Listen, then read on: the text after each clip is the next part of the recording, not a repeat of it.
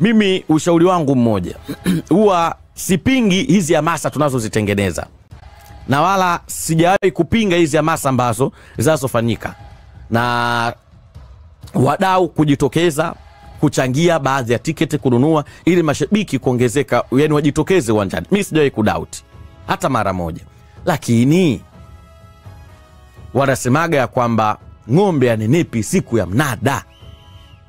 Hii nguvu ya hamasa tunayoiwekeza hii, tungekuwa tunaiwekeza kwenye kuijenga hii timu ya taifa, tungekuwa mbali kupita maelezo. Yaani tungekuwa mbali kwelikweli, yaani tungekuwa mbali mno. Lakini sisi tunawekeza nguvu kubwa zaidi kwenye nini? Kwenye hamasa. Hebu tutoke kwenye hamasa, tuwekeze nguvu kubwa zaidi kwenye kujenga timu ya taifa. Lakini bado naamini kabisa Tanzania kwa uzalendo, kwa uzalendo Tanzania tutafuzu. Kwa uzalendo, sijui nitumie lugha gani tena. Kwa uzalendo Tanzania tutafuzu. Kwa uzalendo Tanzania tutafuzu. Lakini bai uhalisia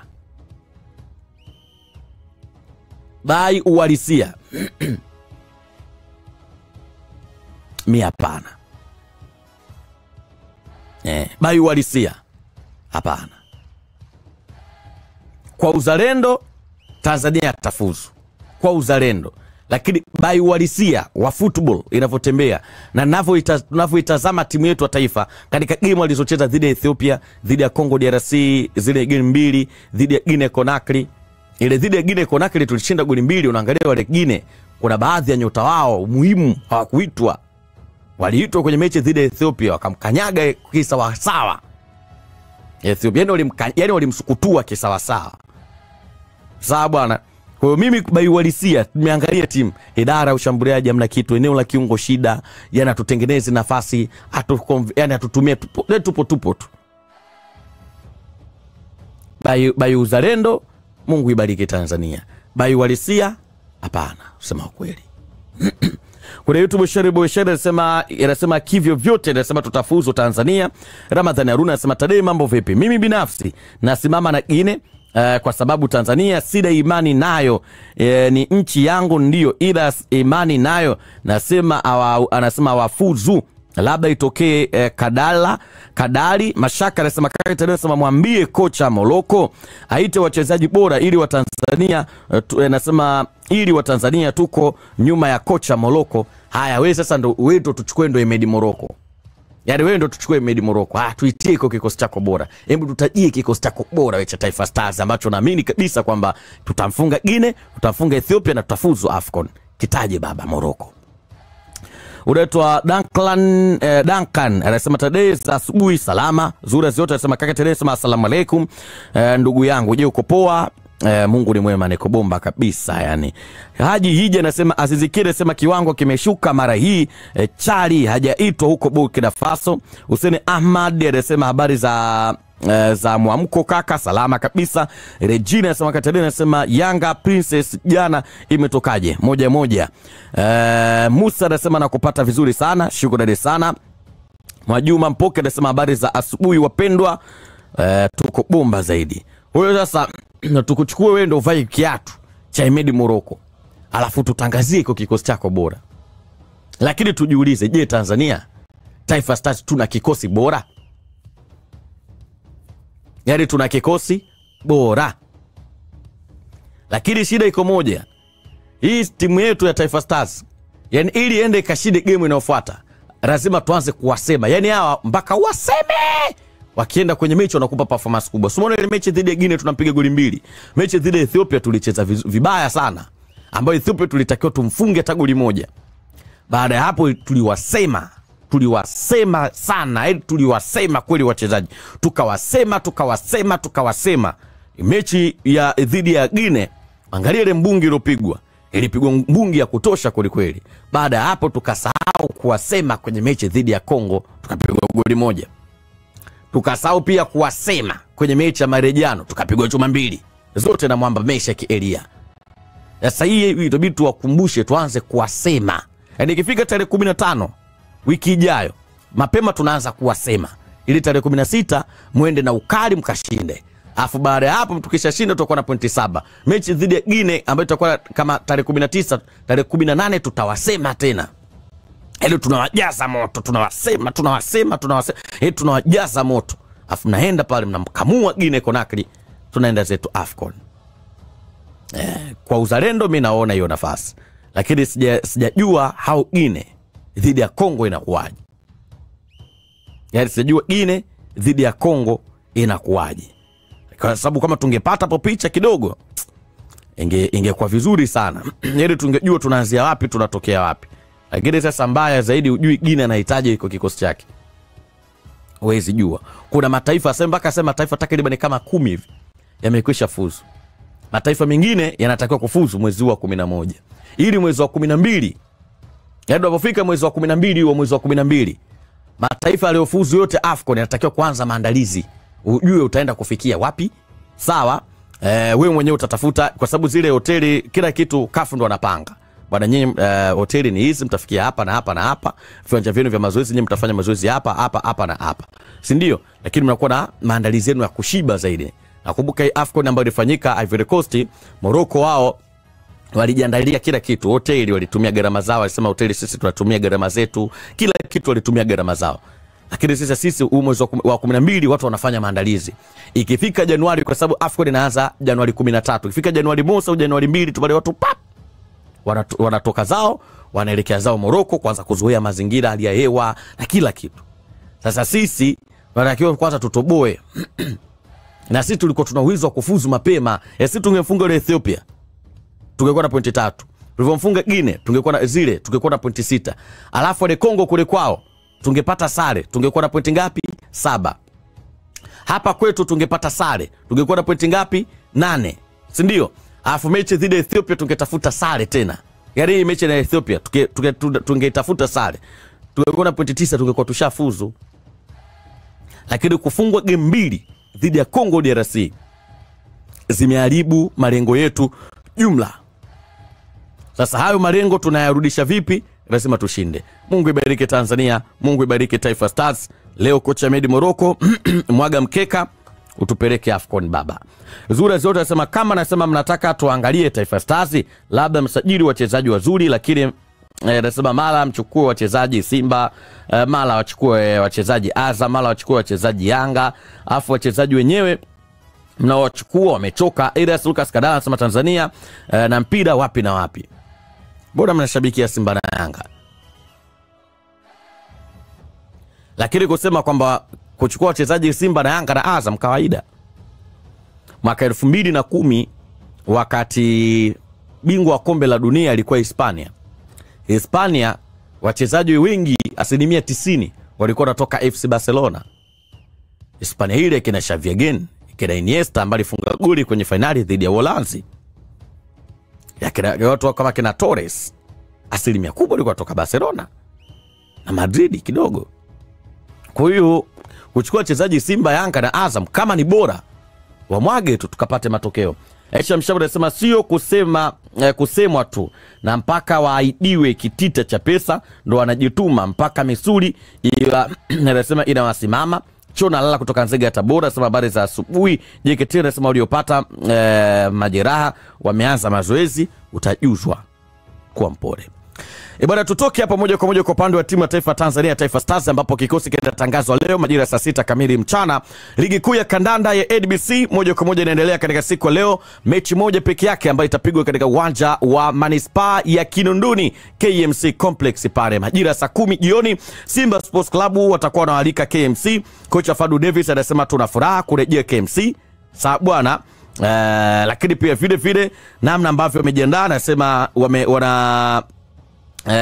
amewataja wachezaji pia ambao watakao wakosa katika mechi hiyo, akiwemo moja kwa moja Abdurazak Mohamed Hamza na Yusuf Kagoma. Kagoma bado anaendelea na matibabu, lakini Abdurazak Mohamed Hamza yeye ameanza mazoezi mepesi, lakini hayuko na ule ufiti wa kuweza kutumika katika mechi za kiushindani kwa maana mechi ya leo. Lakini wao kama Simba plani yao kubwa zaidi ni kuweza kupata matokeo leo dhidi ya KMC.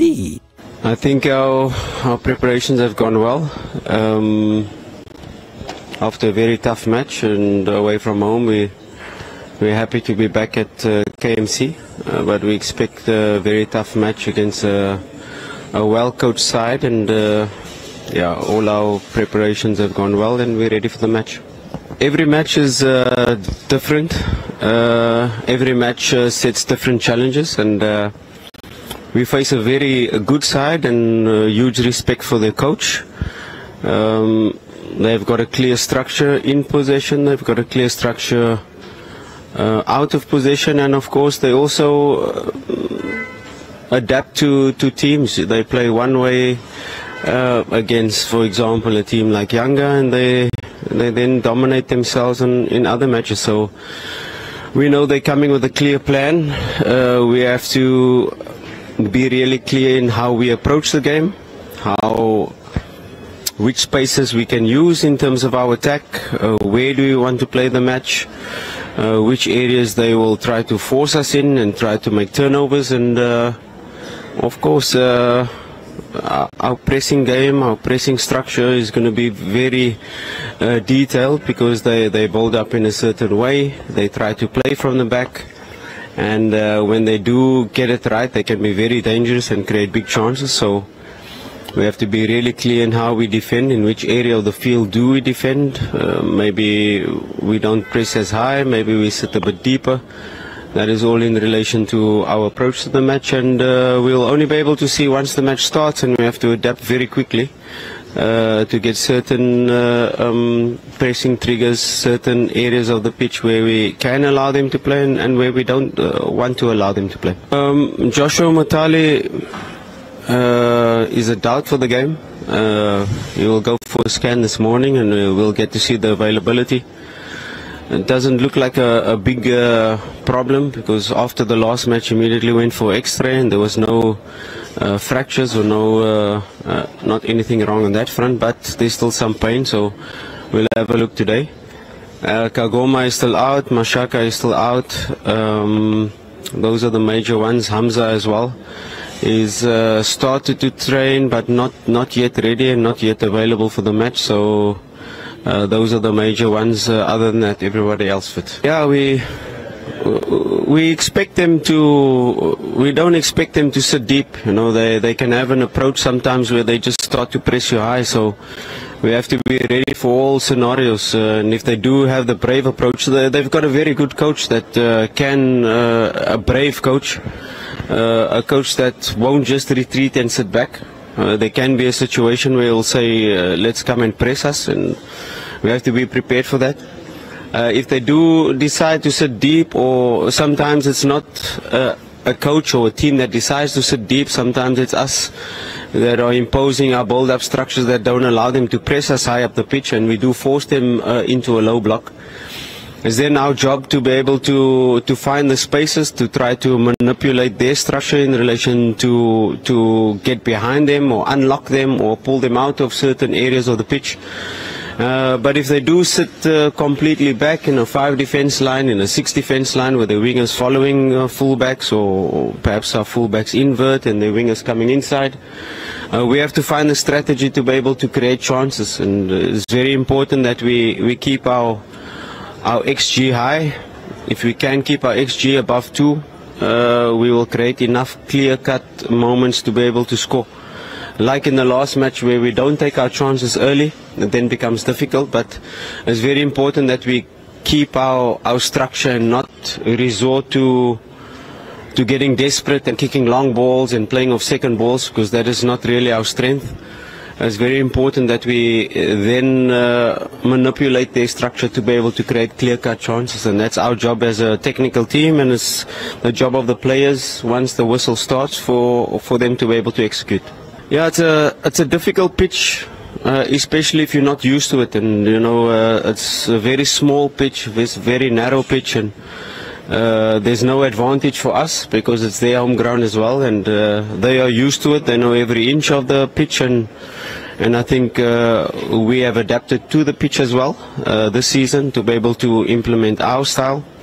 So yeah, and you know, it's it's a battle of the pitches, but also a battle of football, because their coach is very progressive. Their coach is a coach that likes to play from the back and believes in modern football. So it's going to be an important a lesson for our players, how to approach this game, how to execute the details of the match, your tactical approach in relation to with the ball, without the ball. So it's a very interesting match for us to play, and very interesting match for us to prepare. When you analyze teams, you suddenly gain the respect for the coach, and they've got a very good coach and a very good team, and we have to be well prepared in the details and execute the details to be able to get the goals to win the match.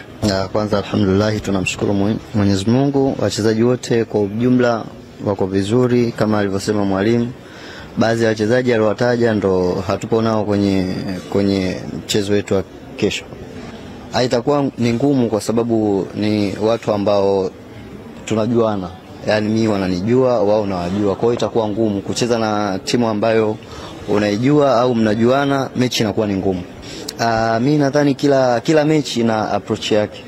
Kwa hiyo tumetoka nje, mwalimu alisema mechi ya nje inakuwa vipi, sasa hivi tuko nyumbani, kwa hiyo na mechi ya nyumbani inakuwa iko vipi. Mimi sidhani kama mechi ya nyumbani tulipata tabu kama mechi tuliyopata tabu ya juzi.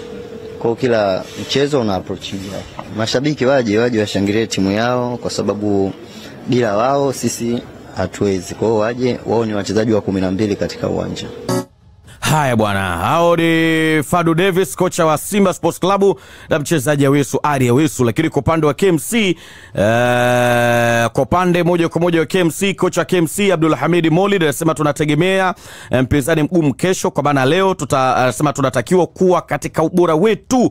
Lakini wao kama KMC amebanisha kwamba wao hawawezi kusema kwamba Simba itapata ugumu kwao, kwa sababu timu hiyo ni kubwa na wanaiheshimu. Lakini mpango wao ni kuhakikisha kabisa kwamba wanafanikiwa kuizuia Simba na kupata matokeo katika mchezo wa leo. Alhamdulillah, match ya kesho, match ngumu. Simba is a very good team, big team. We expect a very tough opponent tomorrow, and we have to be at our best, and we have to play with a lot of focus, a lot of commitment, a lot of discipline. We have to be well organized. We know that they have weaknesses, and just like we have weaknesses, and we have to try to exploit that, and we have to minimize their threat. But ultimately, I think it will be a good game of football, because they like to play. I really enjoy their football. I think they go through the process of the football similar to the way we do at KMC. So it'll be a good game of football, and I think it'll be a game of mistakes, and we have to minimize the mistakes that we make. And if they make, and when they make mistakes, we have to exploit their mistakes and just enjoy the game and shoot for the win tomorrow, inshallah. Yes, I think in terms of the stadium, of course, it gives both teams the familiar ground. They're used to playing there, we're used to playing there. In terms of home, of course, as our home, and you know, we share the stadium with them. But I don't think it will give anyone the advantage or disadvantage. You know, the reality is they will have more fans than us.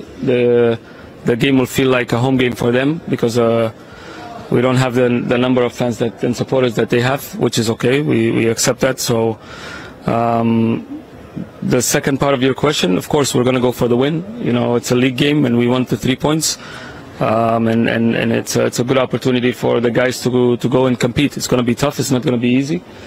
I think the feel of the game for us will be like a away Champions League game. You know, when you go in a hostile crowd, hostile environment, you have to be very careful, and you have to be more aware. So I think that kind of feel for us.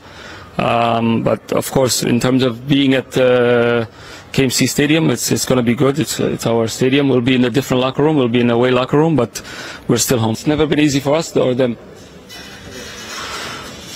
You know, it's different now. I think with this technical bench, this is the first time they're playing KMC, so they've never played. So I can't really say much about that. So I really think they have a good technical bench now. Like I said, I like watching. I enjoy watching them play. They play the football in the way that I see with my eyes. So But it's a good thing for us that they struggle against KMC, because we try to make it difficult for every opponent that comes to play with us, and some games are more difficult than others in terms of the opponent because of the quality of the players that they have. But regardless of that, I think we can never say that Simba is going to come and struggle against us. It's not that easy, Simba is a big team. We have to respect them, and we do, with like we respect all the other opponents. And we have to anticipate a strong game tomorrow, inshallah. Me personally, I'm excited. These big games excite me because I want to see how far we've come along as a team. To measure our growth, I want to see how much our players can endure in terms of pressure. It's going to be a difficult game, like I said. It's going to feel like an away Champions League game because of the fans and the crowd getting into the game. So I want to see how my players cope with that pressure and how they can handle that environment. But in terms of football, I know they can play. I know they can do the right things and make it a good game. So it's a good challenge for us tomorrow, and inshallah we'll fight for the 3 points, and we'll give the crowd a good game. I think we have Ibra back, obviously, from suspension. We have Gambo back in the team. From international duty, Abdullah is coming back today. We don't know what kind of shape he's in, so he's still 50-50, but most of the guys will be there from the last game. We besides some of the injuries in the suspensions, everyone else looks healthy. Namshukuru Mwenyezi Mungu kuamka salama na kufika hapa salama. And maandalizi imekuwa poa, and tumekuwa na moral poa sana ya kuendelesha ile win yenye tulipata hizo mechi mbili. So vijana kwa mood poa, tunafuata maandalizi vizuri venye kocha anatupatia program. So kila kitu naweza sema iko best. Sasa ni kungoja tu kesho inshallah na kupambania win ili tuendeleze winning streak yetu. Sasa iko 2, tunataka ifikishe 3, na tunacheza away na nyumbani, lakini bado ni nyumbani pale. So ni uwanja yenye tuko familia nayo, ni opponent ngumu, lakini pia sisi sio rahisi vile. So game itakuwa game zito, tuna kind of the same playing style, naweza sema, kwa sababu timu zote ni timu yenye napenda kucheza mpira kwenye ground. So naweza sema ni game poa, na mimi na game kama hizi ndo inakuonyesha level yenye huko kwenye as a player, as a team. And kwanza tukiongelea kisisi, kweli mchezo ni ya makosa, so ina depend nani anafanya makosa mingi, ila makosa lazima ifanyike ndo mchezo wa mpira. Sisi naye tunajitahidi na tumeyapunguza zile makosa yenye tulikuwa tunafanyaga. Sasa tunajaribu tuzifanye kidogo sana au hata isifanyike. Na sisi kila timu iko na weakness venye mwalimu amesema, so tumeweza kuifanyia kazi weakness yao, ndo mali yenye itakuwa strong point yetu inshallah. Haya bwana, hao ni KMC. Hulo kwa msikia mwisho mchezaji anaitwa Ibrahim Mao. Ibrahim Mao akiweza kuzungumza hivyo, lakini kocha pia Abdul Hamid Molid umemsikiliza kwa utuo kabisa. Game ni leo saa 10 kamili jioni. Of course mechi itakuwa ngumu. Ugumu wa mechi ni kwa sababu ni mpira wa miguu, unajua. So mpira wa miguu obviously ni mgumu tu, kwa sababu wanaopambana pale ni wanaume 22. 11 utakuwa kwa upande wa Simba, 11 utakuwa kwa upande wa KMC. The rest wengine wote waliosalia, mashabiki watakuwa majukwani, makocha watakuwa maeneo yao ya benchi pale kwenye mbao pale ndefu, watakuwa na kazi ya kutoa maelekezo. Lakini wale wanaume 22, kwa maana 11 Simba, 11 KMC, ndio ambao moja kwa moja watakwenda kuonyesha nini ambacho kinaweza kikaenda kutokea. Lakini ukijaribu kutazama kiwastan, Simba unaweza kumpa nafasi kubwa sana kuweza kushinda katika mechi ya leo kutokana na ubora ambao yuko nao. katika quality ya mchezaji mmoja mmoja, Simba pamoja na KMC, Simba amekuwa beta sana. Kwanza katika eneo lao la ulinzi, of course, kumkosa mtu kama Abdurazak Mohamed Hamza katika mechi ya leo, sio mechi ya kwanza kusikanika kwa Hamza, hali kadhalika pia katika mechi mbili nyuma na pia alikosekanika. Kwa hiyo kwenye mechi bado kocha atakuwa na room ya kuweza kumtumia mtu kama Chamuka Rabu pamoja na Shemalon Fondo, lakini 2 na 3 bado wapo, ana squad ya kutosha. Zimbwe Junior yuko pale, fullback namba 3, lakini kuna Valentini Numa bado yuko pale, lakini katika eneo la fullback namba 2 bado una Kelvin Kijiri, hali kadhalika pia una Shomari Salum Kapombe, kuna David Kameta Duchu, wako hapo wanaweza kwenda kukusaidia. Itategemea na kocha yataamua ataenda na nani, lakini katikati viungo wote yuko nao: Mzamiru Yasini, Fabrice Luamba Ngoma, Agustino Okajefa, Debora Mavambo Fernandez, lakini pia vile mwingine nane, Jean Chalea Aua bado yuko pale, mwalimu Awesu Ali Awesu, Captain Lucho yuko pale. Kwa hiyo bado kwenye swala la viungo na viungo wa kutosha sana, zaidi ya 6. Lakini eneo la ushambuliaji, Steven Dese Mkwala, Lionel Christian Ateba Mbida, Kibo Dennis Prosper mzee wa mwaka, Edwin Charles Balua yuko pale, wanaangalia mtu kama Joshua Budo Motale yuko pale, Valentino Mashaka. Kwa hiyo ana mtu kama bwana mdogo Masudi Karabaka Saleh. Kwa hiyo ana yani kikosi chake kimetimia kwa kiwango cha juu zaidi. Kwa hiyo ni yeye sasa kocha kuona anamtumia nani katika mechi, kwa sababu kila game ina plani yake. Kila game ina aina ya squad ambayo mwalimu anaona naende na squad ya design gani. Lakini ukijaribu kutazama hawa KMC, unarudi katika mechi ambayo walicheza dhidi ya Young Africans, ambayo walimpa wakati mgumu sana, ijapokuwa ile mechi obviously walipoteza. I think walifungwa goli 1-0. Angalia namna ule mpango mkakati wao walivyoutengeneza kwenda kupata kuruhusu goli 1. Walitoka kuruhusu goli 4 dhidi ya Azam FC, na hiyo yote waliruhusu goli 4 wakiwa katika uwanja wa nyumbani. Mistake ambazo zilifanyika moja kwa moja katika eneo lao la ulinzi liliwagharimu wakafungwa goli 4 dhidi ya Azam. Lakini unaangalia walifanyia marekebisho makubwa katika uwanja wa mazoezi kwenye mechi dhidi ya Young Africans. Walifanyia kazi kubwa zaidi eneo lao la ulinzi, wakafungwa goli 1, goli la Ibrahim Abdullah Baka Hamadi. Lakini ukitoka hapo unaangalia katika mechi leo, je, kocha Abdullah Hamid Molen namna ambavyo wamewasoma Simba Sports Club kwanza mechi waliocheza dhidi ya Young Africans, mechi dhidi waliocheza dhidi ya Tanzania Prisons, mechi dhidi ya Namungo, mechi dhidi ya Mashujaa. Katika hizo game 4 ambazo amecheza mpaka sasa, Simba amepoteza mechi 1 dhidi ya Young Africans, lakini mechi 3 moja kwa moja ameweza kushinda. Kuna kila game wamekuwa wakibadilika Simba Sports Club. Unakuta Fadu Davis anabadilika kwa wachezaji. Unaweza ukashangaa katikati ulikuwa unategemea labda utamkuta Debora Mavambo, unakutana na Okajefa na Fabrice Luamba Ngoma, ama unaweza ukakutana na Fabrice Ngoma na Mzamiru ya Saidi Selemba.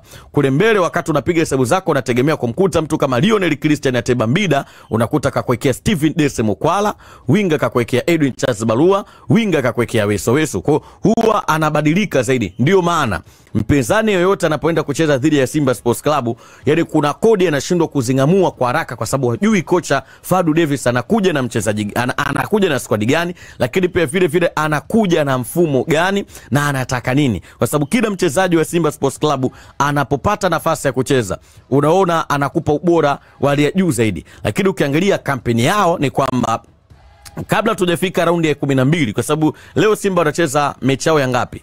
Mechi yao ya 10. Baada ya hapo atacheza raundi ya 11. Bakisha maliza kucheza raundi ya 11, ina maana hapo hawatocheza tena mpaka mwezi Disemba I think.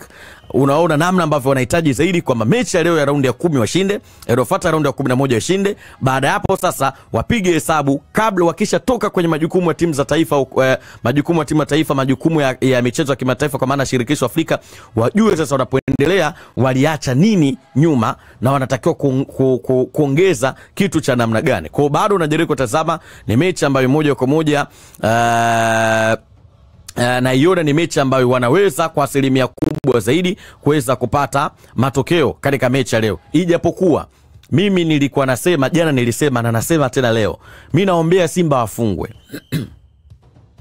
Mimi naombea Simba wafungwe. Mimi hapa binafsi naombea Simba wafungwe.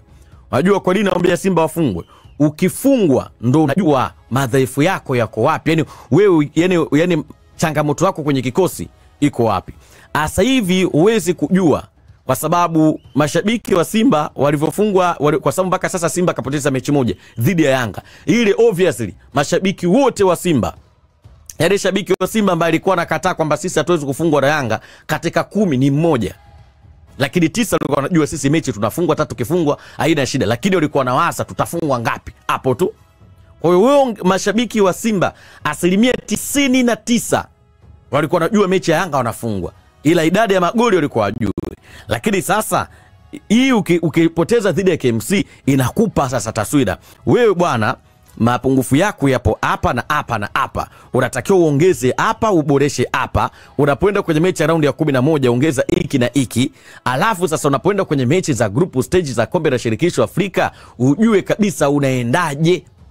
Lakini sasa hivi huwezi kupata hicho kwa sababu unapata matokeo, na hakunaga timu duniani inayopenda kufungwa. Hakuna timu duniani inayopenda kufungwa, na hakuna shabiki duniani ambaye anataka timu yake ifungwe. Yaani shabiki anapoenda uwanjani aendi pale eti anasema nakuja eti tunafungwa. No. Anapokata tiketi yake yeye anachotegemea ni ushindi. Nyinyi wachezaji vunjaneni pale kati, galauka, lakini yeye anachohitaji kile alichokilipia aondoke na furaha. Sasa unakuta game inakuwa ni tough. Ukiangalia katika mechi ya leo unatazama KMC watakujaje. Kama watasema bwana sisi tuadhibiti zaidi Simba Sports Club, kwa sababu Simba ni miongoni mwa timu ambayo imekuwa katika orodha ya timu ambayo imefunga goli nyingi mpaka sasa, inashika nafasi ya pili. Wa kwanza ni Fountain Gate ambao wao wamefunga goli 20 na wamefungwa goli 20. Wanaofuatia timu iliyofunga magoli mengi ni Simba, wamefunga goli 17, wamefunga goli 3, kwenye goli difference wana 14. Wanaofuata ni Young Africans ambao Yanga wamefunga goli 12, hawajafungwa. Yanga wamefungwa goli 12. Katika hizo goli 12 Yanga ambazo wamefungwa goli 1. Kwa hiyo kwenye goli difference pale moja kwa moja wananchi Young Africans Yanga wamefunga goli 13. Katika goli 13 wamefungwa goli 1. Kwenye goli difference pale wana goli 12, kwa maana 13 toa 1 unabaki na goli 12. Kwa hiyo kwenye column ile ya GD goli difference, yani baada ya kujumlisha na kutoa kilichobaki ni goli 13. Kwa hiyo Yanga ndio inafuata kwa kufunga goli nyingi, wakifuatiwa na Singida Black Stars ambao nao wamefunga goli 13, lakini wamefungwa goli 4 kwenye column goli difference wakiwa na 9. Sasa inategemea na Simba leo atafunga goli ngapi.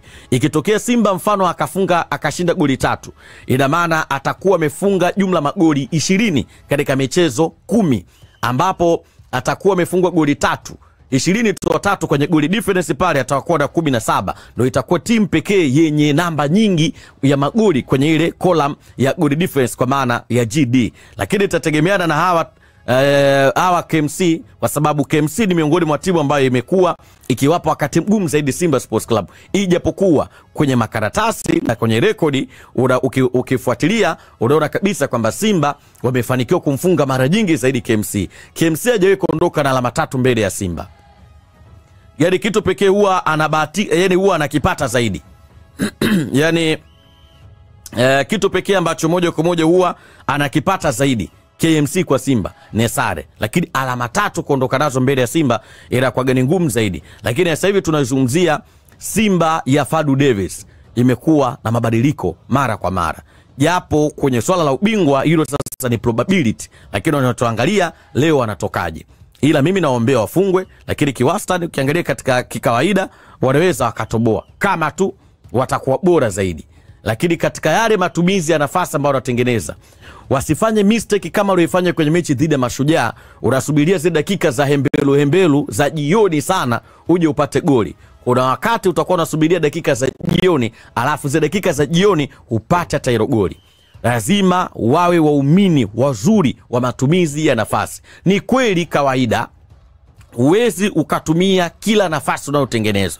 Yaani uwezi ukatengeneza nafasi 6 zote ukazitumia. Ijapokuwa mara nyingi waga, yani inatokeaga unakuta unatengeneza nafasi labda 4 ukakuta umetumia nafasi zote 4. Ila hiyo inakuaga ni mara moja sana. Unaweza ukatengeneza nafasi 4 ukatumia nafasi 2. Unaweza ukatengeneza nafasi 4 ukatumia nafasi 1. Unaweza ukatengeneza nafasi 4 ukatumia nafasi 3. Unaweza ukatengeneza nafasi 4 ukatumia zote 4. Unaweza ukatengeneza nafasi 4 na usitumie hata moja. Sasa ukirudi kwa upande wa Simba mechi dhidi ya Mashujaa, Simba walitengeneza nafasi nyingi katika hizo nafasi ambazo unaona kabisa unasema hii ni clear chance, yani hii ni goli, lakini walishindwa kuweza kutumia. Wanakuja kutumia nafasi ambayo kikawaida unasema ni ngumu kumeza, lakini waliweza kutumia. Sasa usifike kwenye hesabu hizo. Wanachohitajika angalau katika nafasi 2 au 3 unazotengeneza, at least tumia hata nafasi moja, uwe na kitu cha ziada. Hata kama mchezo utabadilika, mpinzani kakudhibiti, ujue kabisa una kitu cha kukipigania. Unaweza ukabadilisha mfumo wa kulinda ulichonacho, mechi kisha uondoke na alama tatu. Hicho ndio kitu ambacho moja kwa moja wanachohitajika zaidi kuweza kukitazama. Lakini mwisho wa siku wakifungwa potelea pote. Zura zote anasema haya bwana sawa. Emmanuel Mole sema Tadeo anasema sisi hatutaki tufungwe na KMC. Hayo mapungufu unayo sema tumwachie kocha, wacha kutuombea mabaya. Chazi Daudi anasema pole. Haya sawa. Morisa anasema huyo anasema hayo maombi wanasema waombee Yanga sio Simba. Zura zote anasema yani anasema kiusema ukweli, anasema niliumia mno siku nilofungwa na Azam, yani roho iliuma siku 3. Pole sana, ndo ukubwa huo. Aisha Mshabu anasema kumbe kaka Tedeo wewe ni mchawi kumbe. Do haya bwana sawa. Flaviana Joni mamangu kipenzi nimekubisi ujue. Mashaka anasema mimi nasema nimekuwa kocha wa Simba kikosi cha kwanza, Kamara, Kapombe, Huseni, Shabarara, Shemaloni, Fondo, Kalabue, Mzamiru, Debora Mavambo, Ahua, Ateba, Kibu, Ngoma. Haya bwana sawa. Haji Hija anasema huyo anayetafsiri hapana, huyo sio anayetafsiri bwana, huyo ni mchezaji aitwa Ibrahim Mao, Kiswahili kijana kitafuta. Zura zote anasema Katadeo anasema nilisha kukataza kudharau timu zingine. Haya bahati mbaya KMC anasema akakaza. Anasema utatuambia nini? Nitaambia kama mmefungwa.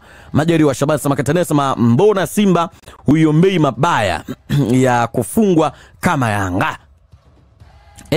Shida hii. Chazi anasema anasema tuna mfunga nyingi alafu waumie wengi, maana walifurahi wengi.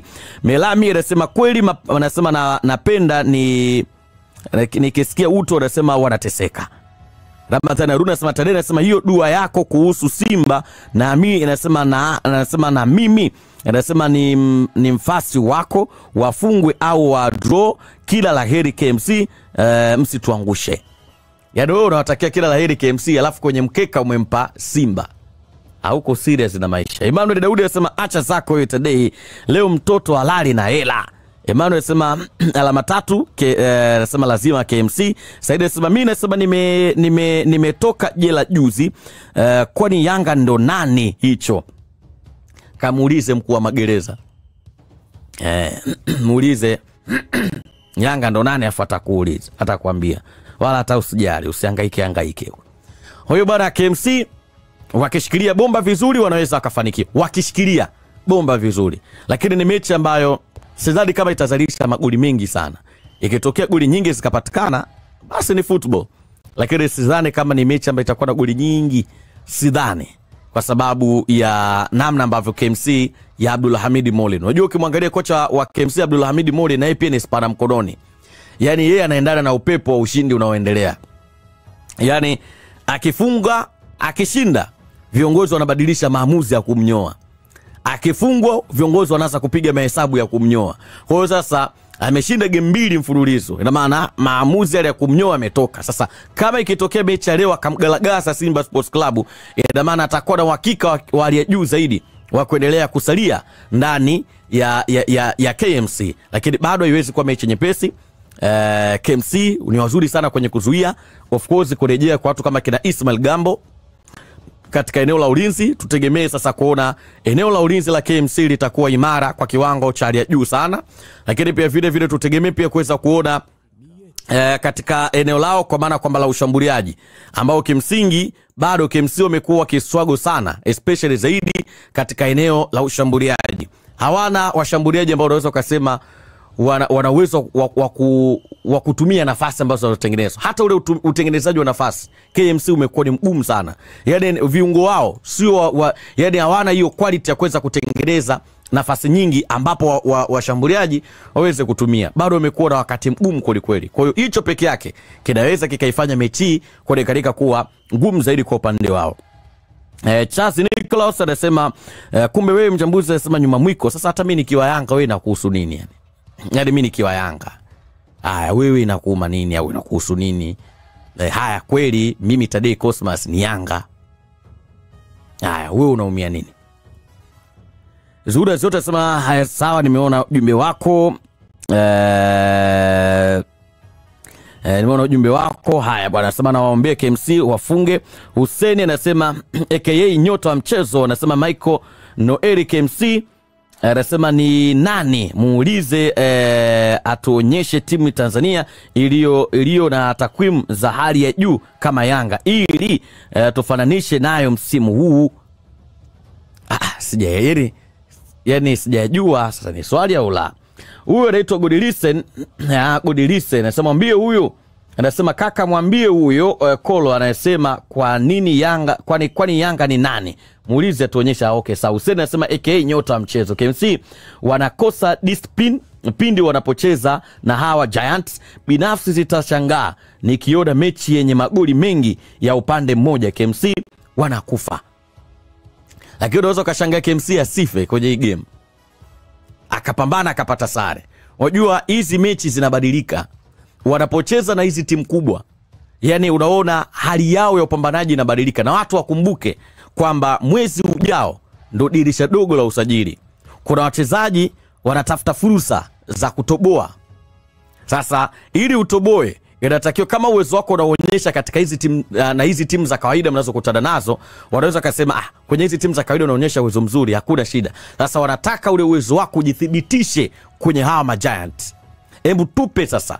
Huku kwenye hizi timu za kawaida tumesha kuona. Kwenye hizi timu kubwa hebu tuonyeshe sasa ulicho nacho. Unakuta sasa mechi hizi wakicheza na Yanga, wakicheza na Simba, wakicheza na Azam, performance inabadilika kwa sababu kuna kitu wanataka kukionyesha ili dirisha la usajili, yani anapochukuliwa watu wajue kabisa kwamba walishamtathmini na ubora wake walisha verify vya kutosha kwenye timu za kawaida zilizocheza nazo na kwenye timu kubwa namna alivyowasumbua, kwa wanakuwa na uhakika wa kushiba.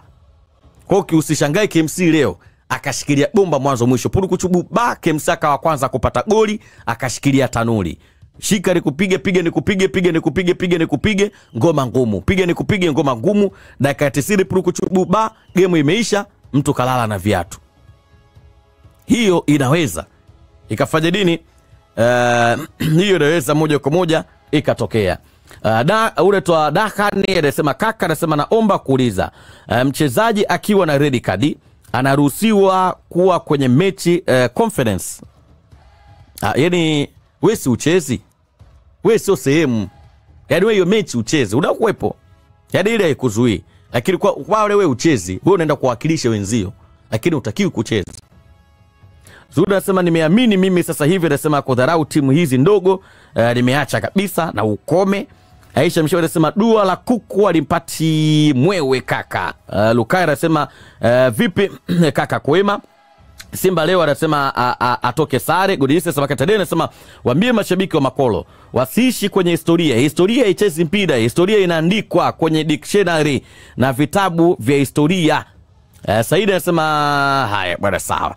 Bwana tukitoka hapa moja kwa moja kwa upande wa Simba, na nakukumbusha tu kwamba leo ligi kuu ni mechi moja tu. Sawa bwana, leo ni mechi moja tu, Simba dhidi ya KMC saa 10 jioni. Tukitoka hapa bwana moja kwa moja, kikosi cha Tabora United kipo katika ardhi ya Dar es Salaam ambapo wanajiandaa na mchezo wao unaofuata wa ligi kuu ya NBC dhidi ya Yanga utakaochezwa katika dimba la Azam Complex majira ya saa 12 kamili za jioni.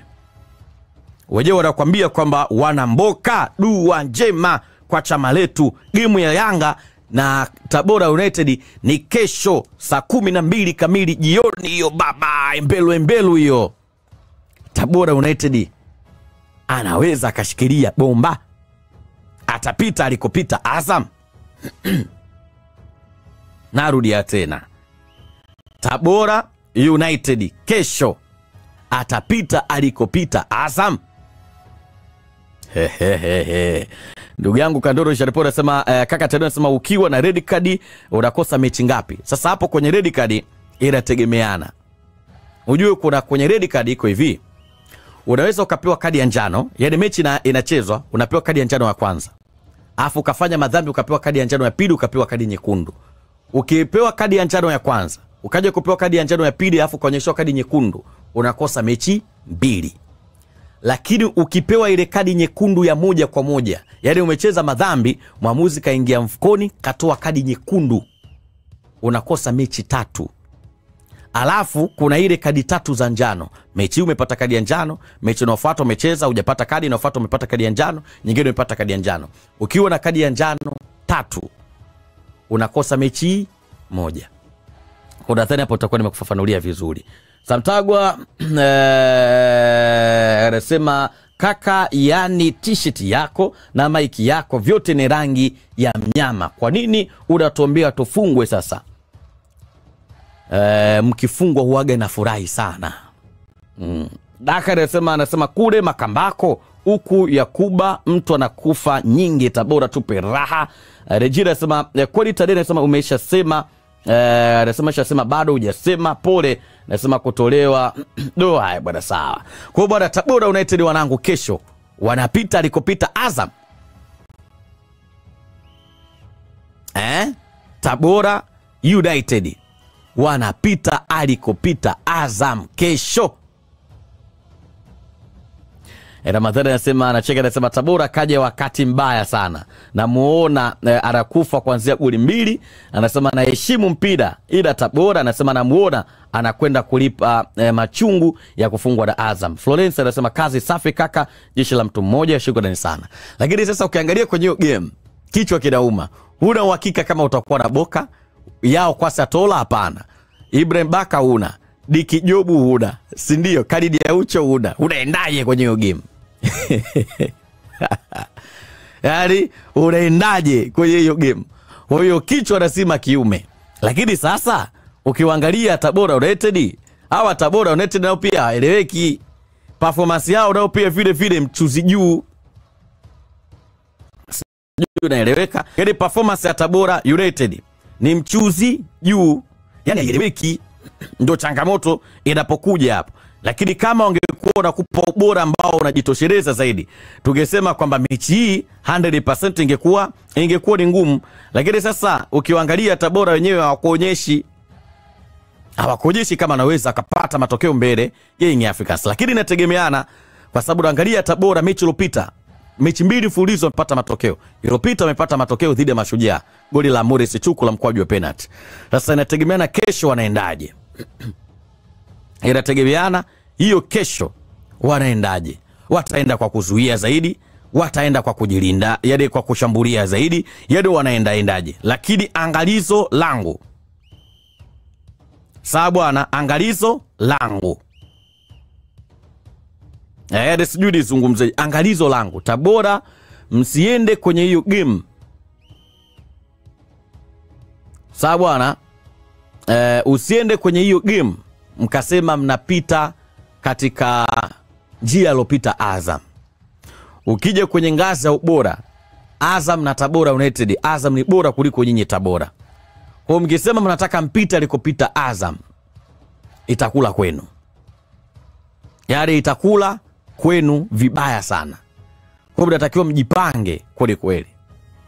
Naamini Yanga wana muda wamepumzika vya kutosha. Yes. Cheza tarehe 1, wamecheza tarehe 2.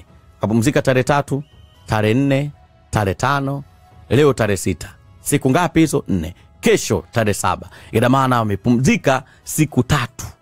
Ya 4 leo wanafanya mazoezi ya mwisho, kesho wanakwenda kukichafua. Mechi kesho inapigwa 12 jioni. Kwa hiyo muda wa kupumzika wameupata wa kutosha zaidi. Kwa hiyo kinachosubiriwa sasa ni kuweza kuona kazi ya maana, sawa bwana, inakwenda kufanyika ndani ya uwanja. Mimi huwa naiogopa sana Yanga katika maeneo yote. Eneo la ulinzi, eneo la kiungo, eneo la ushambuliaji. Yaani ukiona, yaani katika wachezaji ambao mimi naogopa sana pale Yanga, kusema ukweli, Yani wakianza tunaona kabisa kwamba shughuli yako hapa ngumu.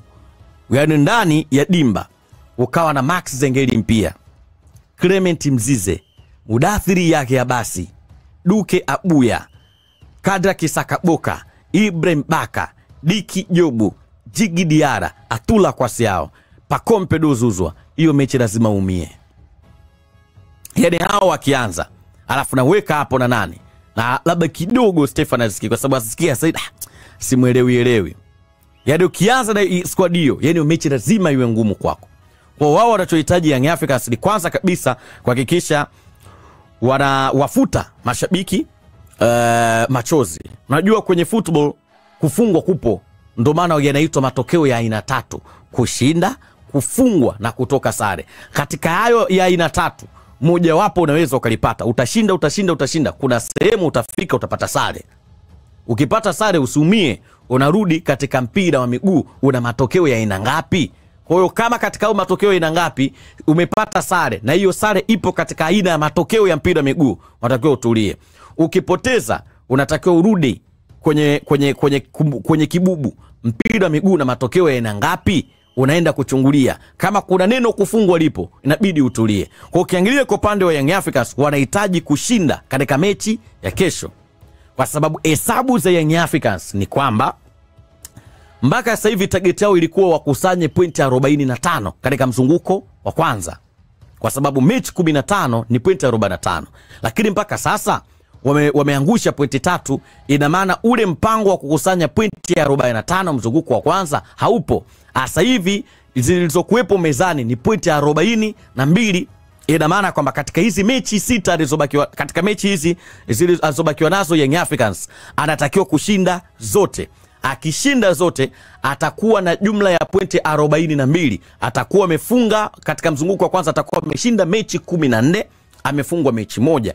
14 mara 3 ni 42. Ina maana kiwastani atakuwa amefanikiwa kwa asilimia zipatazo 98 katika mzunguko wa kwanza, ambazo pointi 42 zitaanza kumtengenezea mazingira ya kusaka ubingwa wa NBC Premier League 2024-2025. Ina maana kwamba kwenye mzunguko wa pili itamlazimu ashinde mechi 11 au 12 ili aweze kuwa bingwa. Sasa ikitokea Tabora kesho kapata sare, gari papo kashikilia bomba, Tabora kapata sare, ina maana Yanga atakuwa ameangusha pointi 2, si ndio? Ina maana kampeni ya kukusanya pointi 42 itakufa. Ina maana pointi zitakazobakia ni pointi 40, kwa sababu atakuwa kaangusha pointi ngapi? 5. Kafungwa mechi na Azam pointi 3. Mfano akitoka kesho sare ata pointi 2, kwa kuangusha pointi 5. Naona kwenye pointi 45 utakuwa bakiwa na pointi 40. Puruku Chububa mechi inayofuata raundi ya 11, Ndinda Nde umewekwa. Ina maana sasa sio pointi 40 tena, utakuwa unazipigania pointi 37. Utakuwa umeangusha jumla pointi ngapi? 8. Ndio hapo sasa goma inapoanza kuwa ngumu kusaka ubingwa NBC Premier League. Ramadhani Aruna anasema Tadere anasema niwe anasema kwa umri wako huo ushawahi kuiona timu kubwa inafungwa mara 2? Chasi Daudi anasema kaka, yani hadi mimi nasema najikuta nasema nina hasira na mechi ya kesho. Anasema Yanga over 3.5. Zuda zote anasema Azizi Kina anasema Kalogwa huyu anasema yani binadamu jamani. Beche Jordan ndugu yangu anasema ndugu yangu acha kufurahia kwa kukosekana kwa wachezaji wetu kuwa wingi. Anasema utashangaa jinsi anasema tutawasukutua na nasema na tunakosa mabeki wetu. Hiyo kwenye kushinda mbona hamna shida? Ramadhani Aruna anasema Tadei anasema nakwambia hivi Tabora kaja muda mbaya, anakwenda kulipa machungu. Aisha Hamisi ndugu yangu anasema Kadro, anasema Kandoro, anasema unakosa mechi 3. Franki pole sana. Daka anasema haya bwana sawa, nimeona pia ujumbe wako. Anasema Katadei anasema unakumbuka msimu jana Simba akiwa na Benshika alikuwa hivi alikuwa ashacheza mechi 9, alafu sasa mechi ya 10 alienda kukutana na KMC, mechi ikaisha 2-2. Hivyo rekodi inajirudia. Benshika Fadlu tofautisha kati ya ya sijui semeje, nitakuja nitumie lugha ngumu bure, lakini inabidi moja kwa moja Fadini ujaribu kutofautisha kati ya Fadu na Benshika. Unaangalia Benshika ilikuwa na nani? Sawa bwana. Yaani Benshika ilikuwa na wachezaji gani? Lakini pia vile vile Fadu naye alikuwa na Fadu Davis kwa sasa ana jeshi gani? Ukivielewa hivyo vitu viwili basi vitakusaidia zaidi. Lakini mimi moja kwa moja niwatakie kila laheri katika mechi yao ya kesho. Japo na imani zaidi nikiwaangalia kocha Miguel Angel Gamondi anaumia sana. Hakuna wakati ambao makocha wanakuwa wanaumia zaidi ni pale ambapo wanapoona wachezaji wake wengi numbers za red card ziko numbers za kadi za manjano zipo nyingi. Anaumia zaidi anapoona wachezaji wake wanakosa muda wa kutosha wa kupumzika, kwa sababu unapopumzika muda mrefu unatunza energy. Kocha huwa anaumia zaidi, na kuna kitu ambacho kinamuumiza zaidi kocha anapoangalia baadhi ya wachezaji ambao anawategemea wanapata labda wanakuwa na kadi za nyekundu hizi, lakini pia vile vile labda wanakuwa na idadi labda za kadi 3 za njano, au wanapokuwa wana majeruhi. Ile kitu inamuumiza sana kocha. Ndio maana ukiangalia sasa hivi kwa kocha Miguel Angel Gamondi, moja ya vitu ambavyo vinamuumiza zaidi basi kiwemo na hiyo. Anawaza inakuwaje idadi ndo kama hii hapa, tunatoka vipi hapa? Kwa kocha Gamondi kichwa lazima kuume, yaani kiume. Shabiki hawezi kuelewa hivyo vitu. Yes, anataka furaha, lakini yule ambaye anatakiwa itoe hiyo furaha anaangalia situation ya timu yake, kichwa lazima kibabuke. Alafu hapo kuna baadhi ya wachezaji ambao unategemea kwamba kupe performance ya kutosha ndani ya uwanja, alafu wakupi watu kama kina Stefan Ski, kina Cletus Tota Chama, kina Prince Mpumelelo Dube, watu kama kina Jean Otos Bareke. Lazima kocha uchanganyikiwe.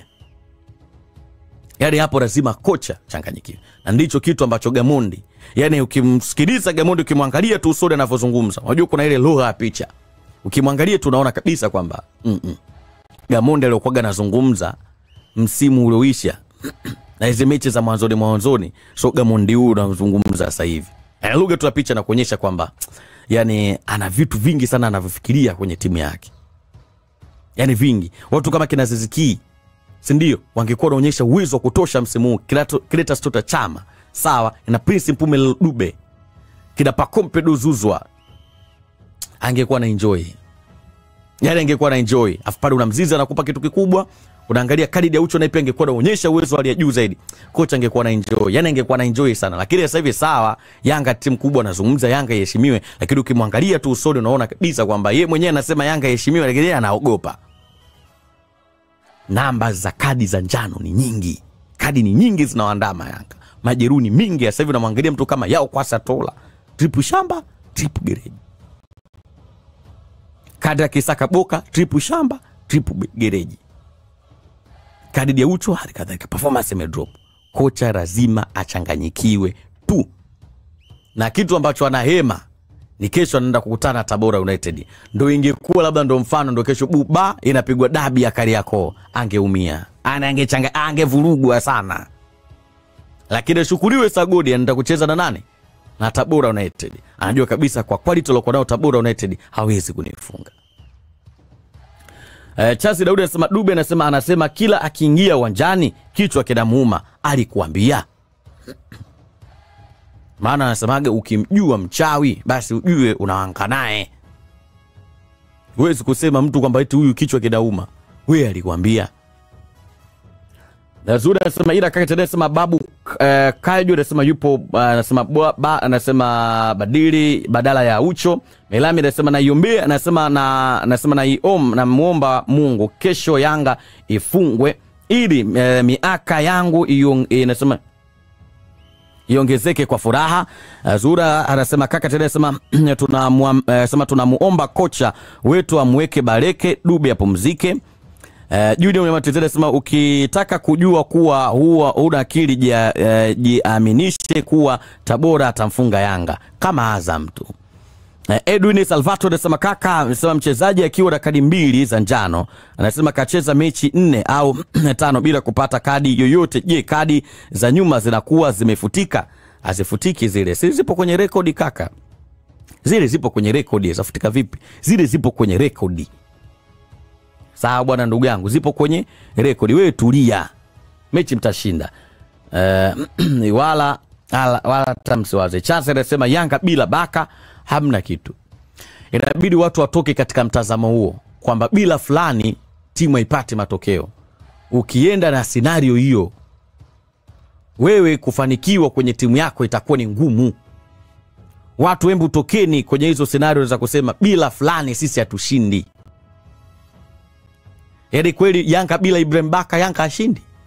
Kuna mechi ngapi Yanga anacheza Ibrahim Baka anatokea sabu 4 na 5 anacheza Diki Jobu na Bakari Nondo Mwamnyeto na Yanga inapata matokeo? Huu ni mtazamo finyu. Na mpira upo, yani ukiona timu yako itakikosekanika mchezaji mmoja wewe upate matokeo, hiyo timu yenu vunjeni, muwe hamna timu, mwende nyumbani mkatafute kazi za kufanya.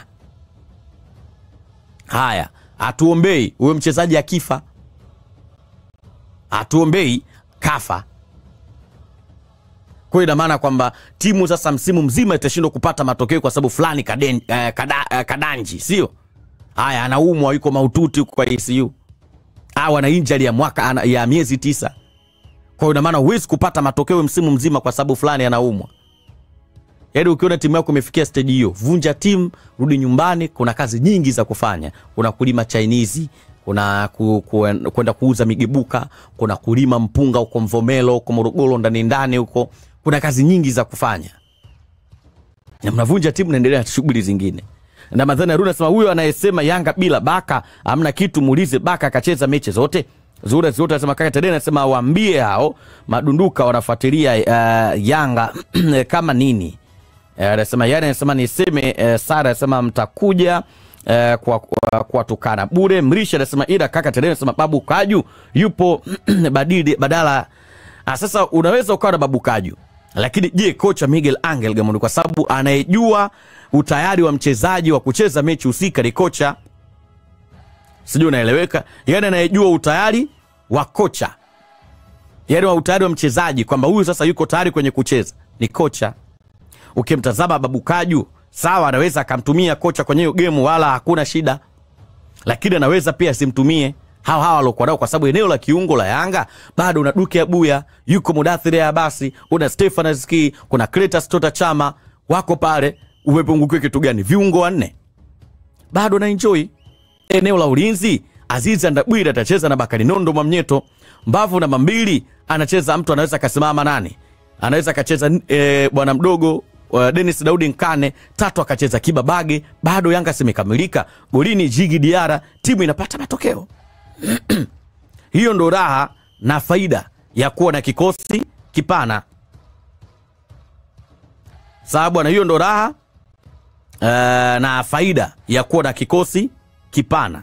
Lakini sasa kama ndo unamtegemea mtu mmoja, wewe kutoboa kwako itakuwa ni ngumu. Kwa mimi nawapa pole. Kwa mechi itapigwa kesho saa 12 kamili jioni katika uwanja wa Azam Complex pale Chabazi. Tukitoka hapo tuangalie taarifa nyingine. Bwana JKT Tanzania. Sawa bwana, JKT Tanzania wote tunakumbuka kwamba JKT Tanzania walipata ajali. Wachezaji takriban 11 walikuwa wapo katika uangalizi wa madaktari, ambapo mechi zao 2 ilibidi ziweze kusogezwa mbele na kupangiwa tarehe nyingine, mechi dhidi ya Simba na mechi dhidi ya Tabora United. Sasa ilikuwa ni mechi dhidi ya Namungo ambayo ilitakiwa ichezwe tarehe 4. Sasa afisa habari na msemaji wa JKT Tanzania Masau Bwile yamepata nafasi ya kuzungumza hali ya wachezaji kwa sasa ikoje. Wachezaji wetu wanaendelea vizuri na tayari walikuwa chini ya uangalizi wa madaktari, lakini tayari wamekwisha anza kufanya mazoezi mepesi. Kwa hiyo hivi ninavyozungumza, timu iko kambini, wanaendelea na maandalizi ya mechi zinazokuja, japo kwa sasa bado wachezaji wetu wako katika hali ya kufanya mazoezi mepesi. Naposema mazoezi mepesi, maana yake mwili uzoee, viungo vile vishikane, na kishaanza mazoezi mepesi, kinachofuata basi ni kuwa ngangali. Lengo letu ni kuhakikisha kwamba wanarejea katika hali ya kawaida na tufanye vyema katika michezo inayokuja. Sasa mechi inayofuata kwa mujibu wa ratiba ni mechi dhidi ya Tanzania Prisons, mechi ambayo itachezwa tarehe 24 ya mwezi wa 11 katika uwanja wetu wa Meja Jenerali Isamuhyo kwa mujibu wa ratiba. Sasa mpaka tarehe 24 tuna imani kwamba wachezaji wetu watakuwa wameimarika, wachezaji wetu watakuwa wamefanya mazoezi ya kutosha na tutaweza kukabiliana na ugumu, uzito, ushindani wa mechi hiyo. Na wakati haya bwana, huyo ni Masau Bwile moja kwa moja akiweza kutoa taarifa hiyo kuhusiana na JKT Tanzania, wachezaji ambao moja kwa moja walikuwa wamepata ajali. Lakini pia vile vile sasa mipango sasa ipoje Masau? Umekamilika, majukwaa yake yote haya yamekaa sawa kwa sababu lengo ni kuweka viti. Sasa hivi tunatandaza mabati hayo, lakini lengo kubwa kwamba mtandazo huu wa mabati, mabenchi utakapokuwa umekamilika, vitawekwa viti ili watu wakae katika hali nzuri. Na viti vitakavyoweka hapa ni viti standard vya aina yake. Mtu akikaa aone kama amekaa kweli, anapata burudani tangu kukaa mpaka kwenye pitch. Tutakuwa na watazamaji kati ya 15,000 na 20,000. 15,000 na 20,000 wataweza kuketi katika hali ambayo kila mmoja atapenda na atafurahi. Na kikubwa alichosisitiza na alichohimiza na kupongeza Mheshimiwa Waziri ni pale sehemu ya VVIP. Akasema ni bora kuliko ubora wenyewe ulivyo. Kwa hiyo ni uwanja wa kipekee sana, ni uwanja wa aina yake. Kwa hiyo sisi tunahitaji kuhakikisha hali hiyo inaendelea kuwa bora zaidi. Ndio sababu kila ukija unakuta kuna maboresho makubwa. Hakuna kulala, kila kukicha uwanja unatazamwa, uwanja unatengenezwa, uwanja unakuwa katika ubora wa hali ya juu. Haya bwana, huyo ni Masau Bwile akitanabaisha pia maboresho ya uwanja wao ambao wanaendelea kufanya wa Meja Jenerali Isamuhyo pale Mbweni, ambapo ni miongoni mwa viwanja ambavyo vitatumika katika finali za CHAN mwakani 2025 mwezi wa pili, ambao tutaanza kutimua nyasi. Yusuf Omar anasema kaka anasema hatumsikii Masau Bwile, acha kutumia kifaa cha simu, nunua simu. Zura zote anasema angalia utatumeza jamani. Haya bwana sawa. Kwa upande wa JKT Tanzania, wachezaji ambao walikuwa majeruhi walikuwa wamepata ajali. Kwa hiyo taarifa ndio hiyo na sisi tunawaombea bwana. Yes, wapone haraka na maisha yaendelee. Lakini pia vile jana pia ligi kuu ya NBC iliendelea. Hatukuwajadili sana jana Fountain Gate. Shida iko wapi? Fountain Gate mlianza vizuri. Yaani Fountain Gate unajua walianza vizuri. Lakini sasa Fountain Gate shida ikaanza, wakapigwa walivyopigwa dhidi ya Singida Black Stars, wakapigwa chuma 2. Mechi iliyofuata ya pili wakapigwa chuma 2. Mechi kwa maana mechi ya Singida Black Stars walipigwa goli 2 Fountain Gate. Mechi iliyofuata pale kwao Tanzania Tabora wakapigwa goli 2-1 na Mashujaa, na jana wamepigwa goli 3-1 dhidi ya Pamba. Shida iko wapi Mohamed Muya? Yapo matatizo ambayo yanahusiana na sisi vijana wangu